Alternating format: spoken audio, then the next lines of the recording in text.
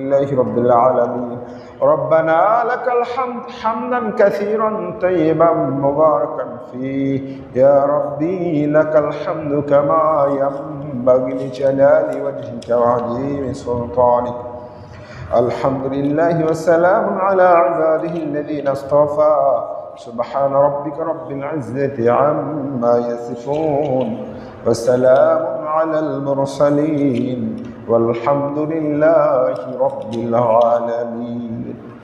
সকল প্রশংসা মহান আল্লাহ তাআলার, যিনি আমাদেরকে সুস্থ রাখছেন এবং এই কোরআনের মজলিসে বসার মতো তৌফিক দান করছেন। সেই আল্লাহ তাআলার দরবারে শুকরিয়া আদায় করি, আলহামদুলিল্লাহ। আল্লাহর অশেষ মেহেরবানিতে আমরা সূরা কাহাফ থেকে ধারাবাহিক আলোচনা করতেছি। আজকে ইনশাআল্লাহ আমরা 32 নম্বর আয়াত থেকে আলোচনা করব। এই 32 নম্বর আয়াতে আল্লাহ তাআলা দুই ব্যক্তির উদাহরণ দিয়েছেন। একজন হইল ঈমানদার আর একজন হইল নাস্তিক, যিনি আল্লাহকে অস্বীকার করেন। এই দুইজনের মধ্যে ঈমানদার ছিল, ধন সম্পদ এবং সন্তান সন্ততি কম ছিল, আর যে নাস্তিক ছিল তার অনেক ধন সম্পদ ছিল এবং সন্তান সন্ততিও অধিক ছিল। আল্লাহ দুইজনের জীবনযাপন ব্যবস্থা এবং তাদের পরিণতি সম্পর্কে উদাহরণ দিয়েছেন। আউযু বিল্লাহি মিনাশ শাইতানির রাজীম, বিসমিল্লাহির রহমানির রহিম। মহান আল্লাহ তাআলা বলেন, ওয়াদরিব লাহুম মাসালার রাজুলাইন। ওয়াদরিব দরাবা মানে বর্ণনা করো, মাসালার রাজুলাইনি দুই ব্যক্তির মিসাল, দুই ব্যক্তির ঘটনা তাদেরকে পড়ে শোনাও। জাআলনা লিআহাদিহিমা, তাদের একজনকে আমি দান করছিলাম, জান্নাতাইন দুইটা বাগান, মিন আনাব আঙ্গুরের দুইটা বাগান দিয়েছিলাম, ওয়া হাফাফনাহুমা বিনাখল, আর এই বাগানের চতুর্দিক দিয়ে ছিল খেজুর গাছ বেষ্টিত। আঙ্গুরের বাগান, চতুর্দিক দিয়ে আবার খেজুর গাছ বেষ্টিত। ওয়া জাআলনা বাইনাহুমা সারআ, আর দুইটা বাগানের মাঝখানে ছিল শস্যক্ষেত্র, শস্যক্ষেত্র মাঝখানে ছিল। কিলতাল জান্নাতাইনি আতাত উকুলাহা, কিলতাল জান্নাতাইনি দুইটা বাগানই দিত, আতাত দিত উকুলাহা প্রচুর পরিমাণে ফল, প্রচুর পরিমাণে ফল এবং ফসল এই বাগান থেকে সে আহরণ করত। ওয়ালাম তাযলিম মিনহু শাইআ, কখনোই সে ফল দেওয়া থেকে বিরত থাকতো না, মাহরুম করতো না এই ব্যক্তিকে। ফাজ্জারনা খিলালাহুমা নাহরা, আর এই দুইটার মাঝখান দিয়ে আবার নহরও প্রবাহিত ছিল। নহর থাকলে কি হয়? ফসল ভালো হয়। পানির ফোয়ারা যদি থাকে তাহলে গাছপালাও যেরকম ভালো হয়, মালিকের জন্য সুবিধা হয়, সেচ দেওয়ার কষ্টটা করা লাগে না। ওয়া কানা লাহু সামার, আর এই ব্যক্তির ধনসম্পদ মানে ফসলাদিও ছিল প্রচুর পরিমাণে।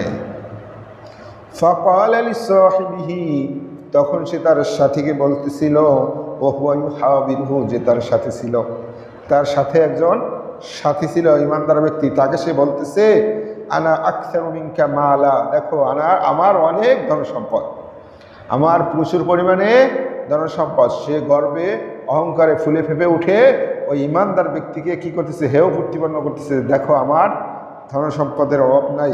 বা আজ্জু নাফরা, আর আমি জনসংখ্যায় অনেক শক্তিশালী, আমার জনবল এবং ধনসম্পদ সব দিক দিয়ে তোমার সাথে আমি শক্তিশালী এবং বেশি। ওয়া দাখালা জান্নাতাহু ওয়া হুয়া যালিমুন লিনাফসিহি, আল্লাহ বলতেছেন এই নাস্তিক ব্যক্তি যে নিজের প্রতি জুলুম করেছিল সে তার বাগানে প্রবেশ করলো। ক্বালা, এবং সে বলল, মা আযুন্নু, আমি এই ধারণা করি না যে তাবিদা হাদিহি আবাদা, এগুলো একবার শেষ হয়ে যাবে, এই ধারণা আমার মাথায় আসতেছে না। যে সুন্দর আমার বাগান, যেভাবে ফসল ফলা দিয়া কখনোই শেষ হবে না, বলে না খাইয়া শেষ করতে পারবে না, যে সম্পদ রেখে গেলাম তোরা খাইয়া শেষ করতে পারবি না। আমা আযুন্নু সাআতা কায়িমা, আর আমি এই ধারণাও করি না যে কিয়ামত কোনোদিন হবে, পরকালেও সে বিশ্বাস করে না। নাস্তিক আছে না, বড় বড় নাস্তিক এরকম আছে।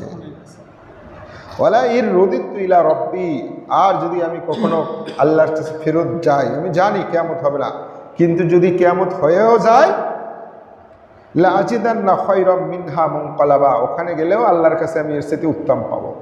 দুনিয়ায় যেহেতু আমি আল্লাহর প্রিয় ব্যক্তি, সৃষ্টিকর্তা আমাকে পছন্দ করে দেখেই এত ধন সম্পদ অর্থ সম্পদ দিয়েছেন, তাহলে তার কাছেও যখন যাব সে তখন, যদি আমি বিশ্বাস করি হবে না, কিন্তু যদি হয়েও যায় তাহলেও আমি এর সাথে উত্তম জিনিস পাবো।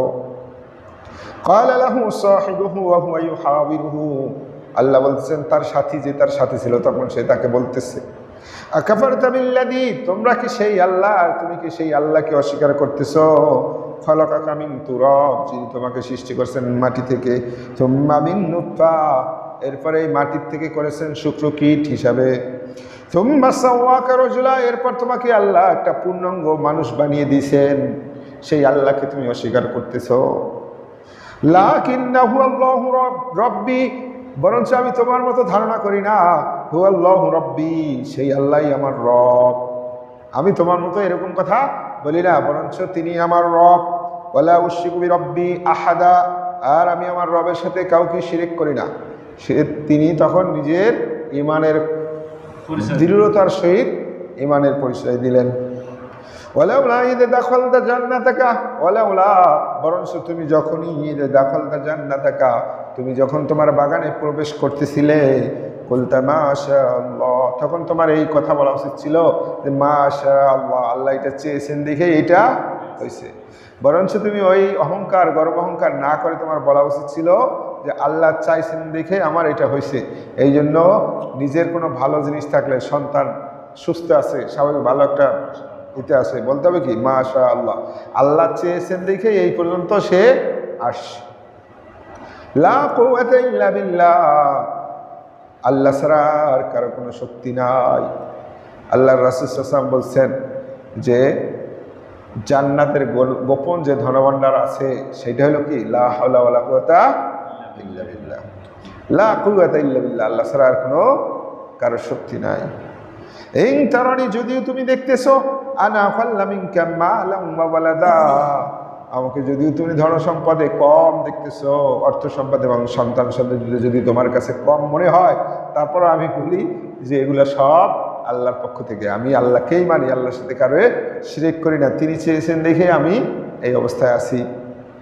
ফাসা রব্বি, আমি আশা করি আমার রব আইয়ুতিয়ানি খায়রাম মিন জান্নাতিকা, তোমার যে দুইটা বাগান আছে এর চেয়ে উত্তম জিনিস আল্লাহ আমাকে দান করবেন। অর্থ সম্পদ থাকলেই যে সে ভালো আছে সেরকম না, তা না। ওয়ায়ুরসিলা আলাইহা, আর তোমার ধন সম্পদের উপর আল্লাহ পাঠাবেন হুসবানান মিনাস সামা, আকাশ থেকে কোনো গজব। তিনি বলে দিলেন তুমি যে গর্বহংকার করছো, তোমার শাস্তি অবধারিত, তুমি তো চ্যালেঞ্জ করছো। একটা হলো সে গর্বহংকার নিয়ে নিজের মনের মধ্যে ছিল, সেটা ভিন্ন জিনিস।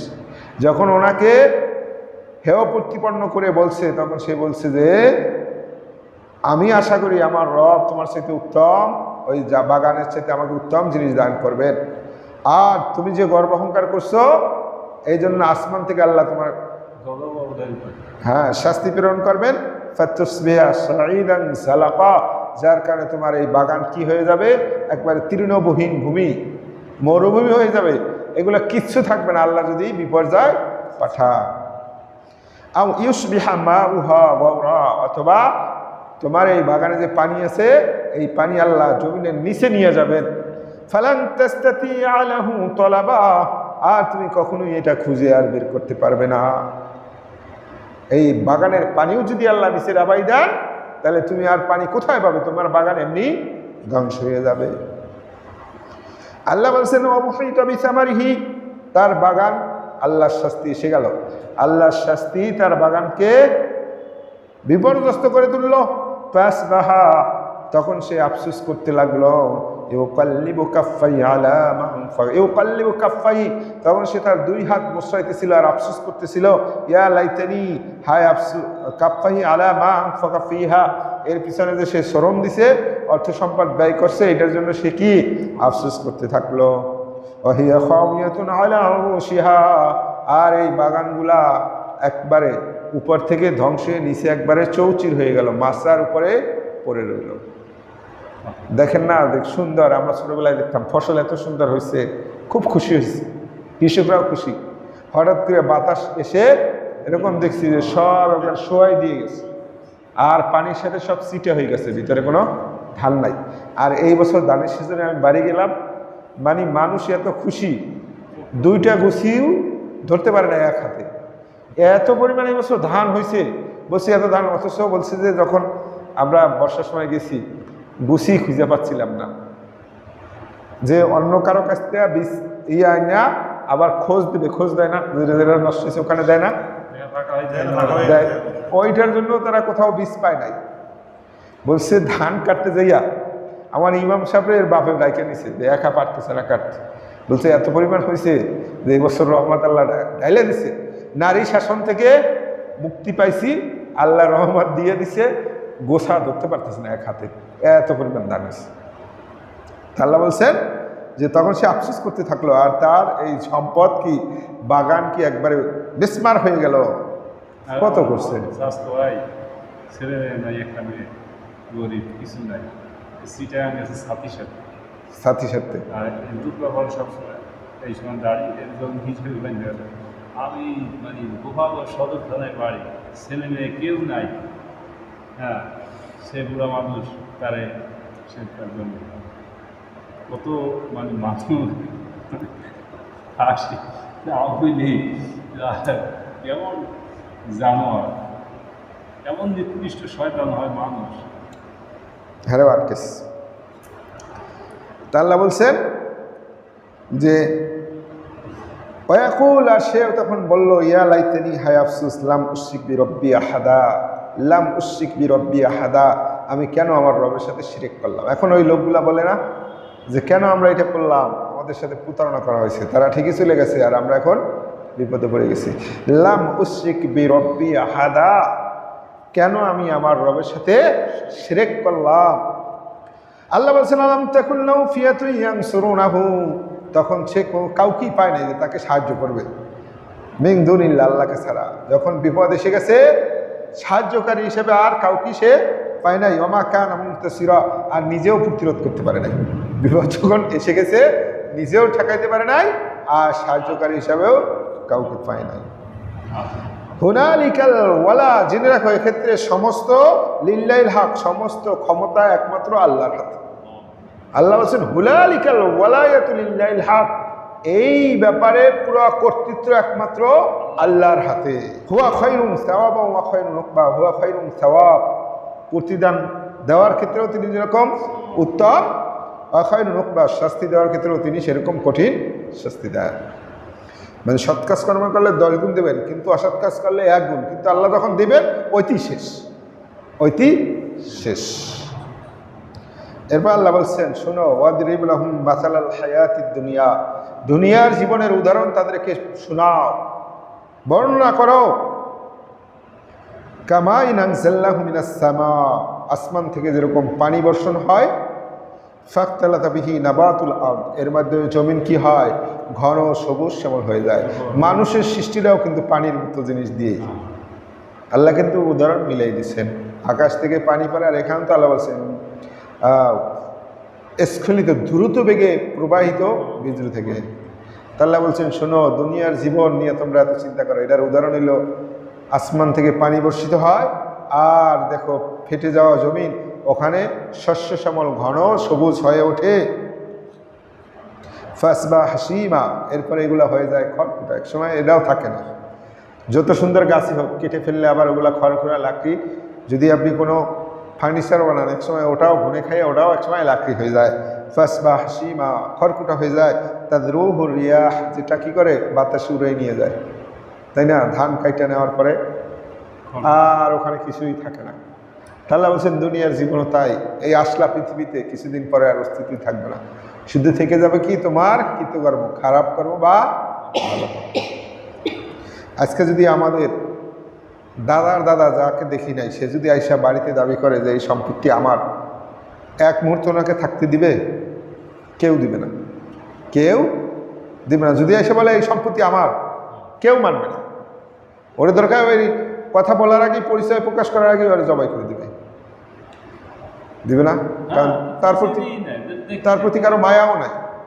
বাপ আর নাতিরা থাকলে মায়া থাকবে, নাতির পরে গেলে আর ওই মায়া থাকে না, জবাই করে দেবে যে এই সম্পত্তি খাই আমরা বড় হচ্ছি, তুমি কোত্থেকে এসা দাবি করতেছ। বাবা কি জবাই করে দিচ্ছে, বাবা কি জবাই করে দিচ্ছে, জবাই করে দিচ্ছে। আর তাই জন্য বলছে আল্লাহ যে দুনিয়ার জীবনটা এরকমই, আসছো চলে যাবা, সামনে আসবে। যে আল্লাহ বলবেন যে এখন আসলা আমার কাছে এমনভাবে যেরকম প্রথম সৃষ্টি করছিলাম, উলঙ্গ খতনাবিহীন অবস্থায় কিয়ামতের মাঠে উঠবে, একটা দুনিয়ার সুতা পর্যন্ত নিয়ে যেতে পারবে না। অথচ দুনিয়ায় থাকতে কত কাপড় চোপড়, কোনো ধরনের সম্পদ অর্জন করে আসলে এগুলো কিচেন গিয়েই ওখানে দাঁড়াইতে পারবে না। বুঝতে পারছেন? তাহলে বলছেন তাজরুহুর রিয়াহ, যারা বাতাস উড়াই নিয়ে যায়, ওয়া কানা আল্লাহু আলা কুল্লি শাইইন মুকতাদিরা, জেনে রাখো আল্লাহ হলেন সর্ববিষয়ে সর্বশক্তিমান। আল মাল ওয়াল বানুনা, আল মাল ধন সম্পদ, আল বানুন সন্তান সন্ততি, জিনাতুল হায়াতিদ দুনিয়া, দুনিয়ার জীবনের শুধু সৌন্দর্য। ওয়াল বাকিয়াতুস সালিহাত, স্থায়ী সৎকর্ম যেটা আছে, খায়রুন ইনদা রাব্বিকা সাওয়াবা, প্রতিদানের ক্ষেত্রে আল্লাহর কাছ থেকে এটাই উত্তম। অখায়রুন আমালা, আশা আকাঙ্ক্ষার জিনিস হিসাবেও এটা উত্তম। ইন্নামা আমওয়ালুকুম আওলাদুকুম ফিতনা, ধন সম্পদ এবং সন্তান সন্ততি পরীক্ষা স্বরূপ। আল্লাহ বলছেন না যে ধন সম্পদ এবং সন্তান সন্ততি তোমাদেরকে যেন আন যিকরিল্লাহ, আল্লাহর গাফেল করতে না পারে। তো বাকিয়াতুস সালিহা বলতে কি?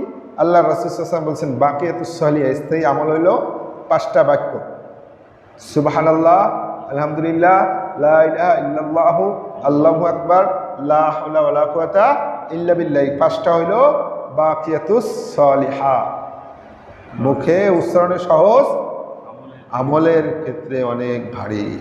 তা আল্লাহ বলছেন এই ধন সম্পদ আর সন্তান সন্ততি জাস্ট একটা সৌন্দর্য, শোভা সৌন্দর্য। এই বৃদ্ধ বয়সে ছেলেমেয়ের কাছ থেকে লাঞ্ছিত হয় নাই এমন কোনো বাবা নেই। এক সময় নিজের ধন সম্পদের কর্তৃত্ব ছেলে মেয়েদের হাতেই চলে যায়, অটোমেটিক চলে যায়। এত কর্তৃত্ব ছিল আপনার, এক সময় তাদের মুখাপেক্ষী আপনার হতেই হবে। তারা বসে সিদ্ধান্ত নেবে বাবাকে কি চিকিৎসা করাবো কি করাবো না, অপারেশন করাবো কি করাবো না। কোথায়? দুনিয়ায় থাকতেই সব দেখেছেন। আপনি যত শক্তিশালী লোক হন, এক সময় ছেলে মেয়েদের কৃপায় আপনার থাকতেই হবে। অসুস্থ হয়েছে একটু বলছেন, এরপরে তারা গুরুত্ব দিলে দিল, নালে নাই, নিজেরটা নিজে বসে কান্নাকাটি করে ছাড়া আর কিছু কোনো উপায় নাই। আল্লাহ বলছেন শোনো, স্থায়ী যে আমল আছে এইটাই আল্লাহর কাছে প্রতিদানের ক্ষেত্রে উত্তম এবং আশা আকাঙ্ক্ষার ক্ষেত্রে উত্তম। ওয়াইয়াউমা নুসাইয়িরুল জিবাল, শুনে রাখো কিয়ামত হওয়ার আগে আমি পাহাড়গুলোকে কি করব? চালিত করে দিব, পাহাড় চলমান হয়ে যাবে। ওয়াতারাল আরদা বারিশার, জমিনকে দেখবে একেবারে সমান। ওয়াহাশারনাহুম, আর সবাইকে আমি একত্রিত করব। ফালাম নুগাদির মিনহুম আহাদা, কাউকে আমি ছেড়ে দিব না। আল্লাহ বলছেন কাউকে ছাড়বো না, সবাইকে হাজির করব, সবাইকে হাজির করব। এক এক করে গুণে রেখেছি, কেউ পালিয়ে যেতে পারবে না। ওয়াউরিদু আলা রাব্বিকা সাফফা, সবাইকে আল্লাহর সামনে সারিবদ্ধভাবে দাঁড় করানো হবে। ওয়াউরিদু, হাজির করানো হবে, আলা রাব্বিকা, রবের সামনে, সাফফা, সারিবদ্ধভাবে। আল্লাহ বলবেন লাকাদ জিতুমুনা, আজকে তোমাদেরকে আমি নিয়ে আসলাম, কামা খালাকনাকুম আউয়ালা মাররা, যেভাবে প্রথমবার সৃষ্টি করছিলাম। এই এখন আমি তোমাদেরকে হাজির করলাম, প্রথমবার যেরকম হাজির করছিলাম সেইভাবে। বাল জানতুম, বরঞ্চ তোমরা তো ধারণা করতে, আল্লাহ নাজআলা লাকুম মাওঈদা, কখনোই কিয়ামত হবে না। সেই ওয়াদার দিন আল্লাহর সামনে যে দাঁড়ানো লাগবে, এই সম্পর্কে তোমরা ধারণা করতে যে এটা কোনোদিনও আসবে না। ওয়া মুদিয়াল কিতাব, আর আমলনামা সামনে আনা হবে। ফাতারাল মুজরিমিন, পাপিষ্ঠরা যখন ওই আমলনামা দেখবে, মুশফিকিনা মিম্মা ফি, ওর ভিতরে লেখা তার গুনাহের পাল্লার কথা মনে করে সে ভিতর সন্ত্রস্ত হয়ে যাবে। ওমুদিয়াল কিতাব, আমলনামা হাজির করা হবে। ফাতারাল মুজরিমিন, পাপিষ্ঠরা যখন ওই আমলনামা দেখবে, মুশফিকিনা, ভীত সন্ত্রস্ত হয়ে পড়বে, মিম্মা ফিহি, ওর ভিতরে লেখা তার আমলনামা দেখে। ওয়াকুলুন, আর সে বলবে ইয়াল ওয়াইলাতানা, হায় আফসোস, মা লিহাদাল কিতাব, এটা আবার কেমন কিতাব, লা ইউগাদিরু সগীরা ওয়ালা কাবীরা, এটা তো ছোট বড় কোনো কিছুই ছেড়ে দেয় নাই, ইল্লা সাহা, সব কিছু হিসাব করে রাখছে, সব কিছু হিসাব করে রাখছে, এটা আবার কেমন কিতাব। সাহাবীরা বলতেছেন, হুনাইনের যুদ্ধের পরে আল্লাহ রাসূল সাল্লাল্লাহু আলাইহি ওয়াসাল্লাম বিশ্রামের স্থানে বললেন যে তোমরা লাকড়ি কাঠ যা আছে সব এখানে স্তূপ করো। সাহাবীরা বললেন যে আমরা সব কিছু যে যা পাইছি সব স্তূপ করার পর বিশাল গাদা হয়ে গেছে বড়। তখন আল্লাহ রাসূল সাল্লাল্লাহু আলাইহি ওয়াসাল্লাম বলছেন যে তোমরা তোমাদের গুনার ব্যাপারেও আল্লাহর কাছে সবসময় ক্ষমা চাও, কারণ এইভাবেই সমস্ত গুনাহ একত্রিত করার পরে এইভাবে স্তূপ আকারে হয়ে যাবে। তখন এই কাফের বলবে ইয়াকুলুনা, সে বলবে ইয়া ওয়াইলাতানা মা লিহাদাল কিতাব, আফসোস, এটা আবার কেমন আমলনামা, লা ইউগাদিরু সগীরাতান ওয়ালা কাবীরাতান ইল্লা আহসাহা, ছোট বড় কোনো কাজই তো বাদ দেয় নাই, সব কিছু এখানে লেখা আছে। ওয়াজাদু মা আমিলু হাদিরা, আল্লাহ বলছেন সেদিন তারা সব কিছু যা কাজ করছে সব কিছু ওখানে উপস্থিত লিখিত অবস্থায় পাবে। ওয়ালা ইয়াযলিমু রাব্বুকা আহাদা, আল্লাহ কারো প্রতি জুলুম করবেন না। এবার আল্লাহ স্মরণ করাই দিচ্ছেন, ওয়াইদা কুলনা লিল মালাইকাতি ইসজুদু লি আদম, স্মরণ করো সেই সময়ের কথা যখন আমি ফেরেশতাদেরকে বলছিলাম তোমরা আদমকে সিজদা করো, ফাসাজদু ইল্লা ইবলিস, ইবলিস ছাড়া সবাই সিজদা করছে। কানা মিনাল জিন্নি, ইবলিস ছিল জিন সম্প্রদায়ভুক্ত। ফাফাসাকা আন আমরি রব্বি, যার কারণে সে তার রবের আদেশ অমান্য করতে পারছে। ফেরেশতারা আল্লাহর আদেশ অমান্য করে না। আবাদাত্তাখিদুনাহু ওয়া যুররিয়াতাহু, আল্লাহ বলছেন তোমরা কি তাকে এবং তার সন্তানাদিকে গ্রহণ করবে, আউলিয়া মিন দুনি, আমাকে ছাড়া তাদেরকে কি তোমরা বন্ধু বানাবে, অভিভাবক বানাবে ইবলিসকে। অহুম লাকুম আদু, অথচ সে তো তোমাদের শত্রু। আল্লাহ বলছেন এই শয়তান, সে তো তোমাদেরকে সেজদা করে নাই, আদমকে সেজদা করে নাই, সম্মান করে নাই, আল্লাহরই আদেশ অমান্য করছে। সেই শয়তান আর তার বংশধরকে কিভাবে তোমরা আল্লাহকে বাদ দিয়া অভিভাবক হিসাবে বন্ধু হিসেবে গ্রহণ করো। বিসালিল যালিমিনা বাদালা, আল্লাহ বলছেন এই মানুষ, এই জালেম কত বড় জালেম যে সে কি বদলা দিল। এই মানুষকে শয়তান সম্মান করে নাই দেখে আমি তাকে অভিশাপ দিলাম, আর সেই মানুষই আমাকে বাদ দিয়ে তাকে বন্ধু বানিয়ে নিছে। কত কত জালেমরা কত খারাপ প্রতিদান দিল, কতটা আফসোস করে আল্লাহ বলছেন যে তোদের কারণে আমি তাকে ইবলিস বানাই দিলাম, শয়তান বানাই দিলাম, অভিশপ্ত বানাই দিলাম, তোদের সম্মান করে নাই দেখা, আর তোরা সেই ইবলিসকে এখন বন্ধু বানাইস। মানে যে সন্তানের জন্য বাবা ঝগড়া করলো, দুনিয়ার উদাহরণ, আর সেই সন্তান যদি যেই এখন সেই বাবার শত্রুর সাথে হাত মিলাইয়া বাবার শত্রু হয়ে যায়, বাবা কতটা দুঃখ পায়। তা আল্লাহ বলছেন যে জালেমদের প্রতিদান কতইটা নিকৃষ্ট। মা শাহাদতুহুম, আমি তো তাদের সাক্ষী রাখি নাই। খলাকাস সামাওয়াতি ওয়াল আরদ, আসমান যখন সৃষ্টি করছি ওরা তো তখন সাক্ষী ছিল না। ওয়ালা খলকা আনফুসিহিম, এমনকি তাদেরকে যখন সৃষ্টি করছি তখন এই দেবদেবী এই শয়তান তাদের সাক্ষী নি নাই। ওমা কুনতু মুত্তাখিদাল মুদিল্লিনা আদুদা, আল্লাহ বলছেন এরকম পথভ্রষ্টদের সাহায্য নেওয়ার আমার কোনো দরকারই নেই, প্রয়োজনই নাই, আমার জন্য সবাই পায় না। ইয়াকুল, আর কিয়ামতের মাঠে আমি বলবো নাদু শুরাকায়াল্লাযীন, সেই সমস্ত যাদের শিরক করতে আমার সাথে তাদেরকে ডাকো, জামতুম, যাদেরকে তোমরা ধারণা করতে আমার সাথে সাদৃশ্য স্থাপন করতে, তাদেরকে ডাকো। আল্লাহ অপমান অপদস্থ করার জন্য দুনিয়ার সমস্ত মানুষের সামনে ওই সমস্ত কাফের মুশরিকদেরকে অবদস্থ করার জন্য তাদেরকে ডেকে বলবেন উপস্থিত করো তাদেরকে। ফাদাউহুম, তারা তাদেরকে ডাকবে। ফালাম ইস্তাজিবু লাহুম, তারা কখনোই তাদের ডাকে সাড়া দিবে না। ওয়াজআলনা বাইনাহুম মাওবিকা, আল্লাহ বলেন আমি তাদের মাঝে রেখে দেব বিশাল গহ্বর গর্ত, আগুনের গর্ত, জাহান্নাম। ওয়ালাল মুজরিমুনা আন-নার, আর পাপিষ্ঠরা যখন এই জাহান্নামকে দেখবে, ফাযান্নু, এবং বুঝতে পারবে, আন্নাহুম ওয়াকিউহা, তাদেরকে এখানে নিক্ষেপ করা হবে। আল্লাহ বলছেন যখন এই জাহান্নামীরা পাপাচারীরা এই জাহান্নামকে দেখবে এবং বুঝতে পারবে যে তাদেরকে এখানে নিক্ষেপ করা হবে, আলাম ইয়াজিদু আনহা মাসরিফা, তারা এখান থেকে কোনো মতেই পরিত্রাণ পাবে না, পালাইয়া যাওয়ার সুযোগ নাই। এখানে আল্লাহ বলছেন না, অপরাধীকে আমি সেদিন শৃঙ্খলিত অবস্থায় হাজির করব। ডান্ডা বেরি পরে হাজির করে না, দেখছেন না ডান্ডা বেরি, 70 হাত শিকল দিয়ে বাঁধা হবে, জাহান্নামীদেরকে বেঁধে তারপর আনা হবে, গলায় বেরি পরাইয়া নিয়ে আসবে। দুনিয়ায় তো দেখা হয়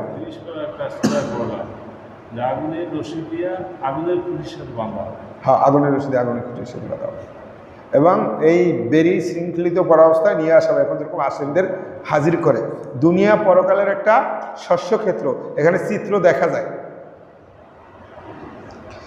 আল্লাহ বলছেন আল মুজরিমুন আন্নারা ফাযান্নু আন্নাহুম ওয়াকিউহা, জাহান্নামীরা যখন সেদিন জাহান্নামকে দেখবে পাপিষ্ঠরা এবং বুঝতে পারবে যে এখানে তাদের ফেলে দেওয়া হবে, ওয়ালাম ইয়াজিদু আনহা মাসরিফা, এখান থেকে তারা কোনো মতেই পরিত্রাণ পাবে না।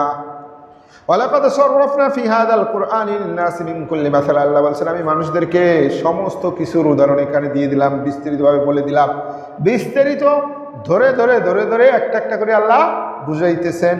ওয়া কানাল ইনসানু আকসারা শাইইন জাদালা, কিন্তু মানুষ অধিকাংশই হলো তর্কপ্রিয়, অধিকাংশই তর্কপ্রিয়।